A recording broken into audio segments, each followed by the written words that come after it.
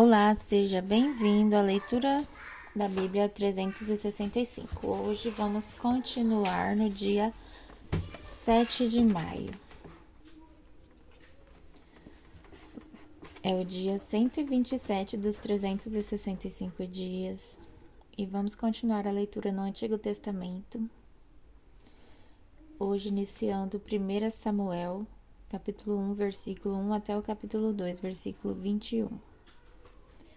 Havia um homem chamado Eucana, que vivia em Ramá, na região de Zuf, na região montanhosa de Efraim. Era filho de Jeroão, filho de Eliú, filho de Tou, filho de Zuf, de Efraim. Eucana tinha duas esposas. A primeira se chamava Ana e a segunda Penina.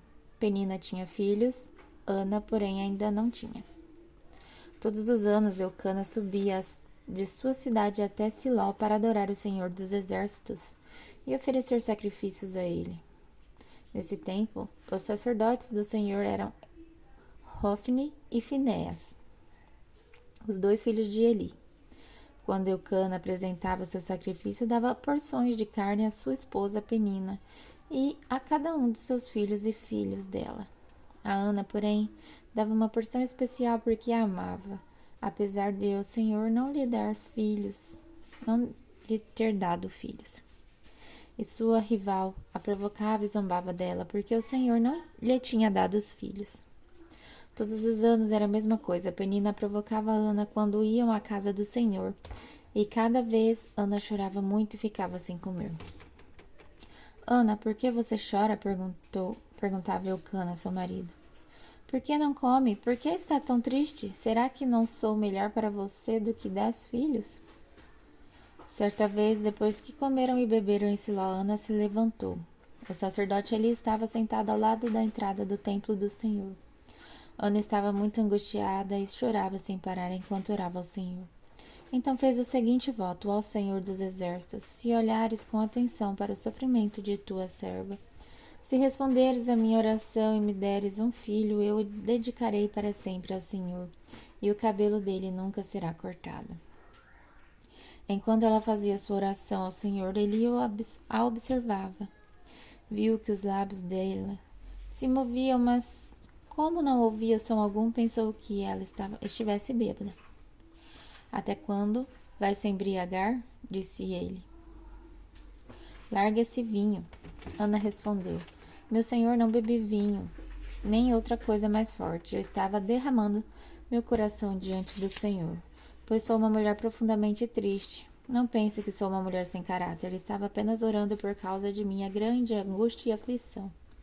Nesse caso, vá em paz, disse Eli. Que o Deus de Israel lhe conceda o que você pediu.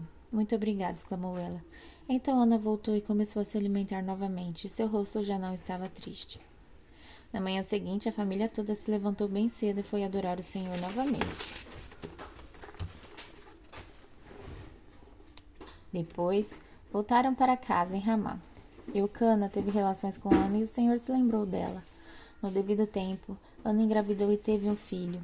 Ela lhe deu o nome de Samuel. E disse: Eu o pedi ao Senhor. No ano seguinte, Eucana e sua família fizeram a viagem anual para oferecer sacrifícios ao Senhor e cumprir seu voto. Ana, porém, não foi. Vamos esperar até o menino ser desmamado, disse ela ao marido. Então levarei ao Senhor e o deixarei lá para sempre. Faça como lhe parecer melhor, respondeu Eucana. Fique aqui até ele desmamar, e que o Senhor a ajude a cumprir sua promessa. Então, ela ficou em casa e cuidou de seu filho até desmamá-lo. Quando o menino foi desmamado, Ana o levou à casa do Senhor em Siló, embora ele ainda fosse pequeno. Também levou um novilho de 3 anos para o sacrifício, um cesto de farinha e uma vasilha de couro cheia de vinho. Depois que sacrificaram o novilho, levaram o menino a Eli. E Ana lhe disse: Com certeza o Senhor se lembra de mim. Sou a mulher que esteve aqui anos atrás orando ao Senhor. Pedi ao Senhor que me deste este menino e o Senhor atendeu ao meu pedido. Agora eu dedico ao Senhor. Por toda a vida ele pertencerá ao Senhor, e ali adoraram ao Senhor. Então Ana orou. Meu coração se alegra no Senhor, o Senhor me fortaleceu. Agora dou risada de meus inimigos, sim, eu me alegro porque me libertaste. Ninguém é santo como o Senhor, não há outro além de ti, não há rocha como o nosso Deus. Deixem de ser tão orgulhosos e soberbos, não falem com tamanha arrogância, pois o Senhor é um Deus que tudo sabe. Ele julgará as ações de todos. O arco dos poderosos foi quebrado, e os que tropeçavam agora estão firmes. Os que tinham fartura de comida agora passam fome, e os que passavam fome estão saciados. A mulher que não tinha filhos agora tem 7, e a que tinha muitos desfalece. O Senhor tira a vida e dá a vida. Fez descer a sepultura e de lá fez-a subir. O Senhor empobrece alguns e enriquece outros. Humilha e também exalta. Levanta o pobre do pó e do monte de cinzas tira o necessitado. Coloca-os entre príncipes e o faz sentar em lugares de honra. Ao Senhor pertencem os alicerces da terra, e sobre eles firmou o mundo. Ele protegerá os fiéis, mas os perversos desaparecerão nas trevas, pois ninguém vencerá só pela força. Os que lutam contra o Senhor serão despedaçados. Do céu ele troveja contra eles. O Senhor julga em toda a terra. Ele dá poder a seu rei, concede força a seu ungido. Então, Eucana voltou para casa em Ramá, e o menino servia ao Senhor ajudando o sacerdote Eli. Os filhos de Eli eram homens perversos, que não tinham nenhuma consideração pelo Senhor, nem por seus deveres de sacerdotes. Cada vez que alguém oferecia um sacrifício, vinha um servo do sacerdote com um garfo grande de 3 dentes. Enquanto a carne do animal sacrificado ainda estava cozinhando, o servo colocava o garfo na panela, no tacho ou no caldeirão, e exigia que tudo que viesse com o garfo fosse entregue aos filhos de Eli. Assim, eles tratavam todos os israelitas que iam adorar em Siló. Às vezes, o servo chegava antes mesmo que a gordura do animal fosse queimada no altar, exigindo: não dê a carne cozida, mas sim a carne crua para que o sacerdote a asse. Se o homem que oferecia o sacrifício dizia: leve quanto quiser, mas antes é preciso queimar a gordura, o servo retrucava: não, entregue a carne agora, ou eu a tomarei a força.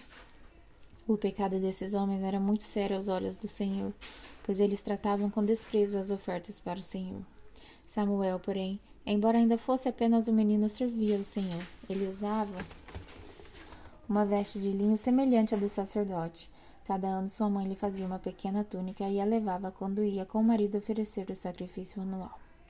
Antes de Eucana e sua esposa voltarem para casa, ele os abençoava e dizia que o Senhor lhes dê outros filhos em lugar deste que foi dedicado ao Senhor. E o Senhor abençoou Ana, e ela engravidou e deu à luz a 3 filhos e 2 filhas. Enquanto isso, Samuel crescia na presença do Senhor. E agora em João, capítulo 5, versículo de 1 a 23. Depois disso, Jesus voltou a Jerusalém para uma festa religiosa dos judeus. Dentro da cidade, junto à porta das ovelhas, ficava o tanque de Betesda, com 5 pátios cobertos. Ficavam ali cegos, mancos e paralíticos, uma multidão de enfermos esperando o movimento da água, pois um anjo do Senhor descia de vez em quando e agitava a água. O primeiro que entrava no tanque, após a água ser agitada, era curado de qualquer enfermidade que tivesse. Um dos homens ali estava doente havia 38 anos. Quando Jesus o viu e soube que estava enfermo por tanto tempo, perguntou-lhe: você gostaria de ser curado? O homem respondeu: não consigo, Senhor, pois não tenho quem me coloque no tanque quando a água se agita. Alguém sempre chega antes de mim. Jesus lhe disse: levante-se, pegue sua maca e ande. No mesmo instante, o homem ficou curado. Ele pegou sua maca e começou a andar.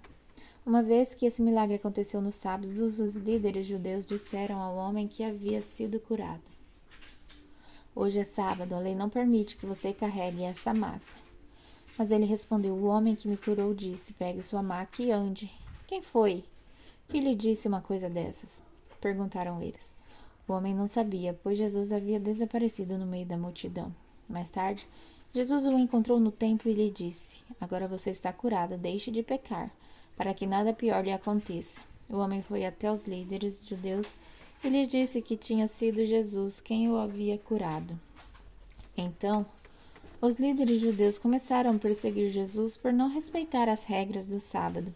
Jesus, porém, disse: Meu Pai sempre trabalha, e eu também. Assim, os líderes judeus se empenharam ainda mais em encontrar um modo de matá-lo, pois ele não apenas violava o sábado, mas afirmava que Deus era seu Pai e, portanto, se igualava a Deus. Jesus respondeu: Eu lhes digo a verdade. O filho não pode fazer coisa alguma por sua própria conta. Ele faz apenas o que vê o Pai fazer. Aquilo que o Pai faz, o filho também faz. Pois o Pai ama o filho e lhe mostra tudo o que faz. Na verdade, o Pai lhe mostrará obras ainda maiores que esta, para que vocês fiquem admirados. Pois assim como o Pai dá vida àqueles que ele ressuscita dos mortos, também o Filho dá vida a quem ele quer. Além disso, o Pai não julga ninguém, mas deu ao Filho autoridade absoluta para julgar, para que todos honrem o Filho como honra o Pai. Quem não honra o Filho, certamente não honrará o Pai que o enviou. Agora em Salmos, capítulo 105, versículo de 37 a 45. Tirou seu povo do Egito, cheio de prata e de ouro, e ninguém das tribos de Israel sequer tropeçou. Os egípcios se alegraram quando eles partiram, pois muitos temiam. O Senhor estendeu sobre o povo uma cobertura de nuvem e lhe deu fogo para iluminar a escuridão. Quando pediram carne, enviou codornas, saciou sua fome com o pão do céu, partiu uma rocha e jorrou água, que correu como um rio pelo deserto, pois ele se lembrou da santa promessa que havia feito a seu servo Abraão. Tirou seu povo do Egito com alegria, seus escolhidos com celebração. Deu a seu povo as terras das nações, e eles colheram o que outros haviam plantado. Tudo isso aconteceu para que guardassem seus decretos e obedecessem às suas leis. Louvado seja o Senhor. E agora em Provérbios, capítulo 14, versículo de 28 a 29. Uma população que cresce é a glória do rei, mas a falta de súditos é a ruína do príncipe. Quem tem entendimento controla a sua raiva. Quem se ira facilmente demonstra grande insensatez. Até amanhã, no dia 8 de maio.